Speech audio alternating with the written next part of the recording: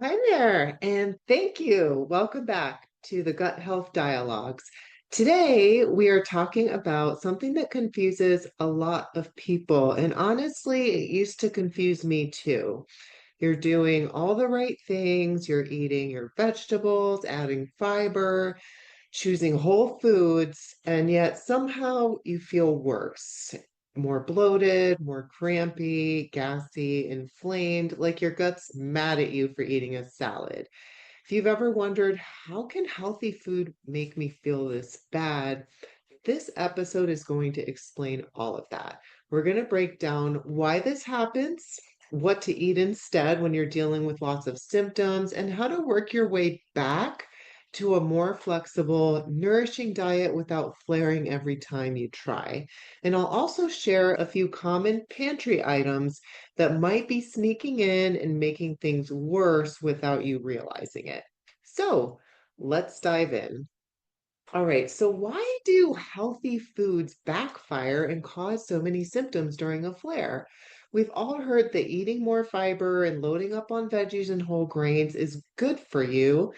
And in general, that's true. But when your gut is inflamed or super sensitive, even foods that are technically good for you can backfire. So you eat a bowl of lentils or throw some garlic and broccoli in your stir fry, and then suddenly you're bloated, in pain, maybe even running to the bathroom. And you're thinking, wait, wasn't this supposed to help me? So I know so many of you can relate to this. And here's what I want you to know. It's not that those foods are bad. It's just that your gut isn't in a place to handle them right now. An inflamed gut is like a sunburn. Even light pressure that would normally be fine feels like too much. Same thing here. The fiber in all those gut healthy foods can irritate a gut that's already inflamed.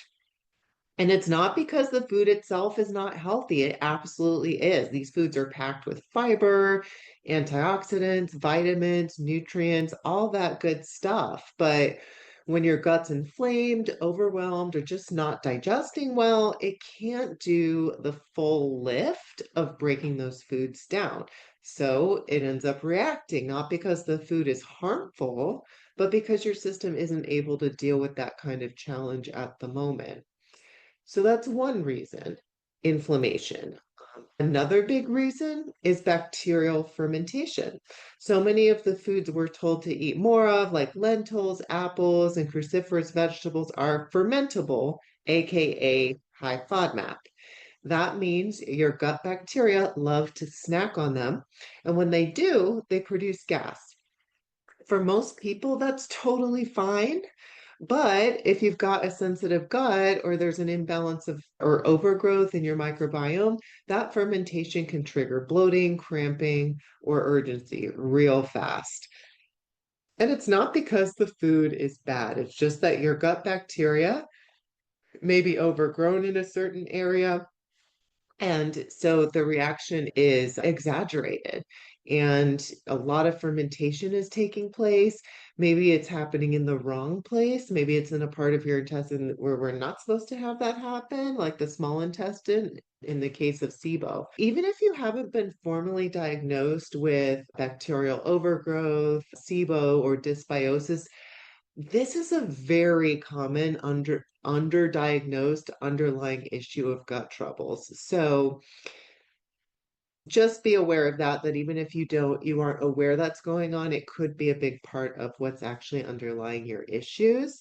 And bear with me because we are going to talk about how to calm all that down and get your gut back to a place where it can actually handle those foods again. Because you did it one time, right? Without having these symptoms. Just because a healthy food makes you flare, it does not mean you'll never be able to eat them again. It just means your gut needs to calm down first. And that is totally doable. So you're not failing by reacting to kale or beans or oats. Your gut is just trying to tell you something.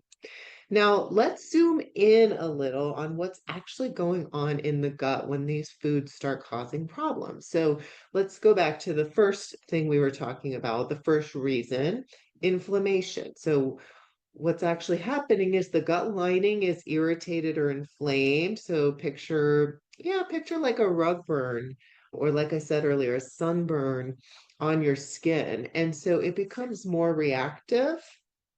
And so even foods that wouldn't normally cause a problem feel abrasive, kind of feel like it's like sandpaper on a rug burn. And that irritation also affects your gut's ability to properly absorb nutrients or regulate what gets through, so your immune system can get triggered more easily too.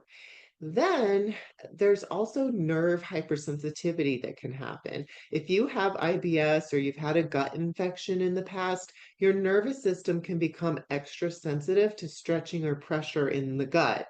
So something like gas from digestion, maybe even just a totally normal amount of gas, can feel painful or urgent, even when there's not a lot of it.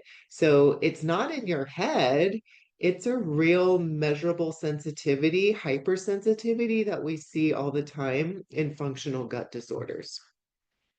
And another thing is digestion itself might just not be working that well. Enzymes can be low, bile flow might be sluggish, motility might be slow or uncoordinated. So even if the food is technically healthy, your body just doesn't have the full digestive toolkit to break it down and move it through smoothly. There's another layer to things, and this is the fermentable carbs. So there's the bacterial fermentation, which can mean that fermentable carbs or FODMAPs that would typically be broken down just fine with no problem. Their building blocks would then be absorbed. But what can happen is when there is gut bacteria that's out of balance, they can trigger bloating, cramping. So they're not allergies, they're intolerances. And they're not necessarily intolerances in the long run. We see them tend to resolve once the bacterial imbalance is resolved and inflammation calms down. Now, there's another layer to this too, and that would be food allergies slash sensitivities. And I'll loop in there, I'll lump in there histamine intolerance. So let's talk first about histamine intolerance. Histamine intolerance can happen when you're not breaking down the histamines in foods optimally. It can also happen when your mast cells are flared. So, when this happens, high histamine foods or histamine liberating foods can fuel the fire. So, you get symptoms from those foods. And that's why something like cinnamon or bone broth or leftover chicken can suddenly be a problem, even if it never used to be. On top of that, there can be, food allergies. There can also be non-allergic food sensitivity, so non-IgE mediated sensitivities. And that's the kind that doesn't show up on a traditional allergy test, but it can still cause real symptoms like headache, fatigue, joint pain, or skin issues. It's different from histamine intolerance because it's an inflammation that just kind of randomly, your immune system just one day decides this food is a problem. And now when you eat that food, you get inflammation from it. But histamine is usually not the mediator that's released. You're getting inflammation through other pathways. So, but the point is that you tend to get symptoms kind of outside the digestive tract with these foods. Like I said, headaches, fatigue, joint pain. Now, at this point, you're thinking, oh my God, because I know there are so many ways food can trigger symptoms. It can feel totally overwhelming to navigate. So, if you're sitting there thinking, how am I supposed to know what's safe? You're not alone. But just remember, it's not that the food is bad, it's that your gut is temporarily reactive or temporarily overreactive. It's overwhelmed. But the good news is we can work on that. This is where a gentle, strategic approach makes a huge difference. So now let's talk about some of the sneaky pantry staples that might be working against you even when you're eating what feels like a safe meal. One that surprises a lot of people is cinnamon. And I know it's in everything from oatmeal to smoothies to baked snacks, but cinnamon can act as a histamine liberator for some people, which means it triggers your body to release histamine, even if the food itself isn't high in histamine. So if you're already in a flared state, cinnamon can quietly add to the fire. And I just want to specify that's only for some people. So it's just something to think about. And there's many more foods in that category. So that's just one example, kind of in the histamine category or histamine liberator category. Other things that are common would be bone broth. That's a really big one because, yes, it's nourishing, has great gut healing nutrients, but if it's been simmered for a long time or stored in the fridge for too many days, the histamine levels go way up. And that's actually true for any type of leftovers, especially meat and fish. They become more histamine heavy the longer they are left over.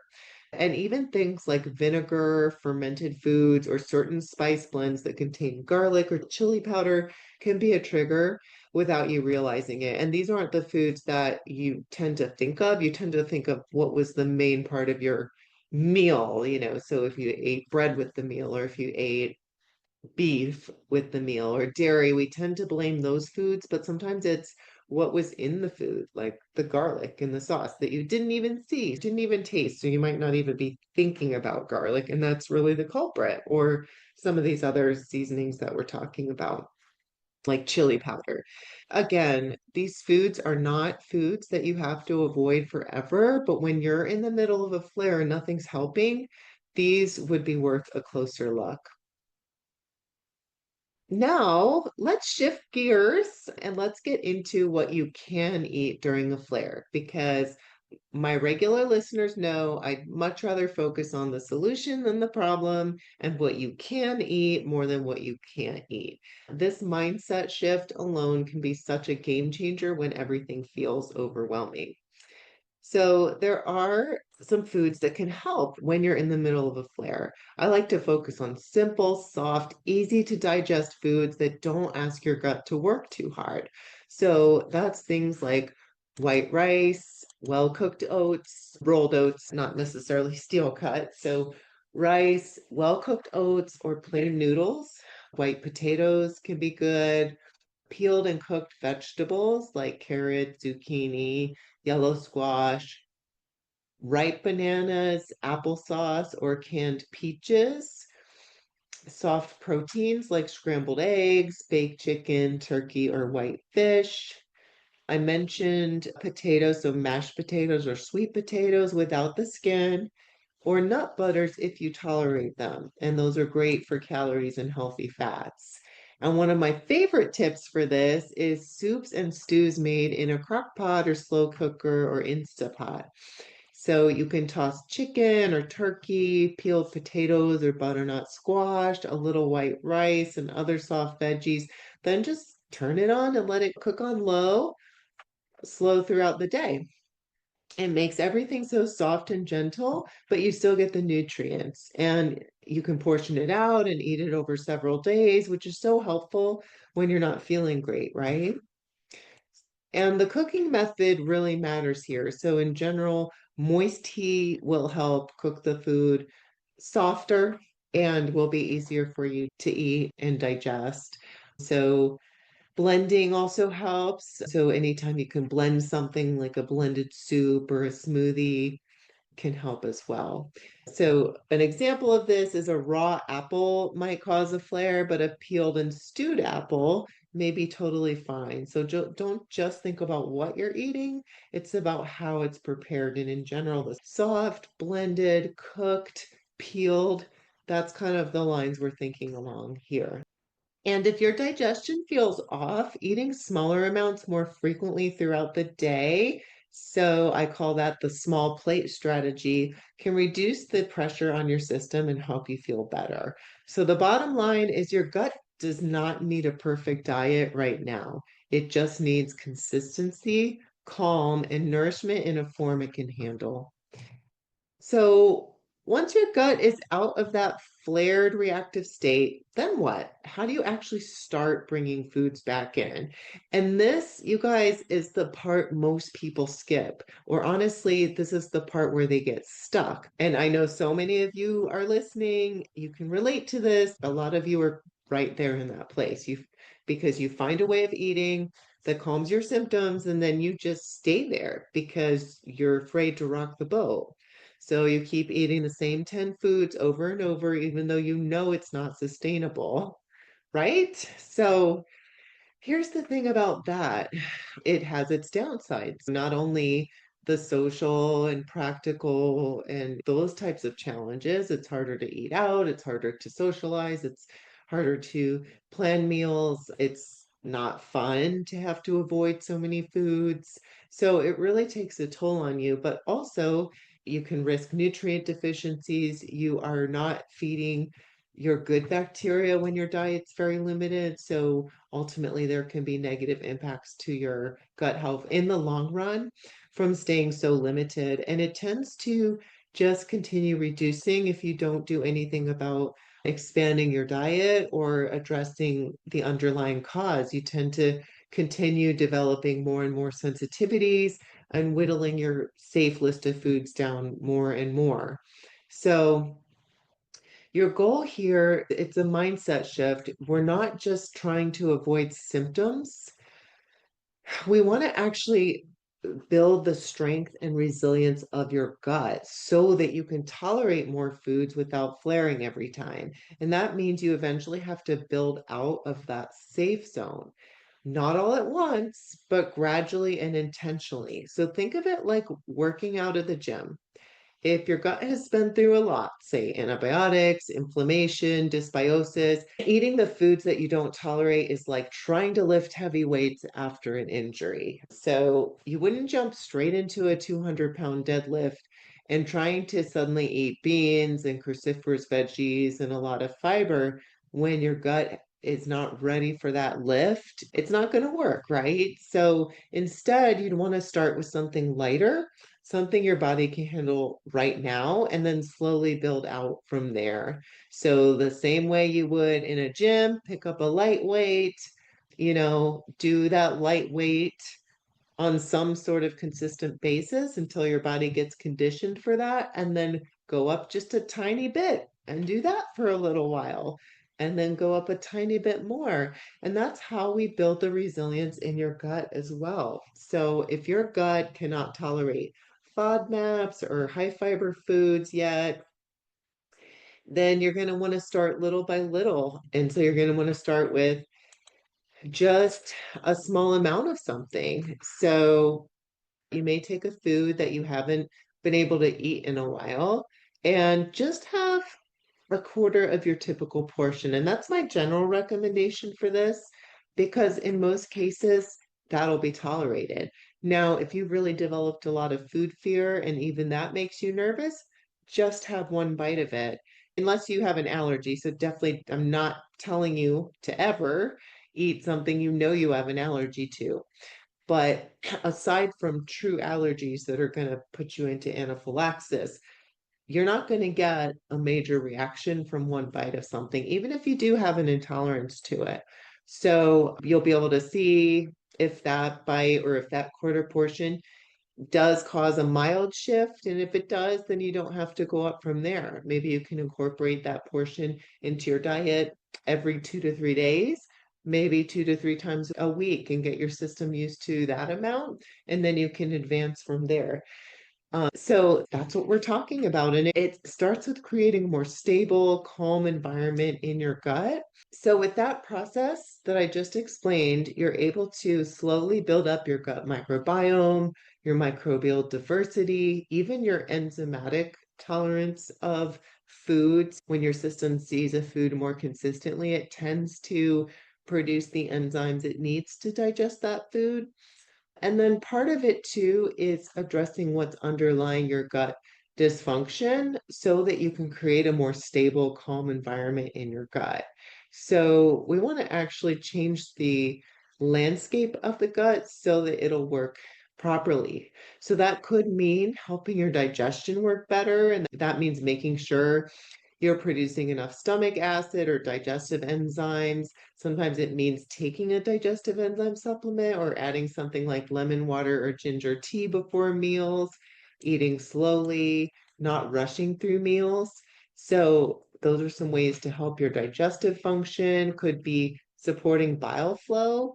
Bile helps you digest fats and absorb fat soluble nutrients. But if your gallbladder is not releasing adequate bile, you're not going to digest and absorb your nutrients as well. So you can support this by eating Small amounts of healthy fats like olive oil and avocado, or even using bitters or certain herbs, as long as you've talked to your practitioner first.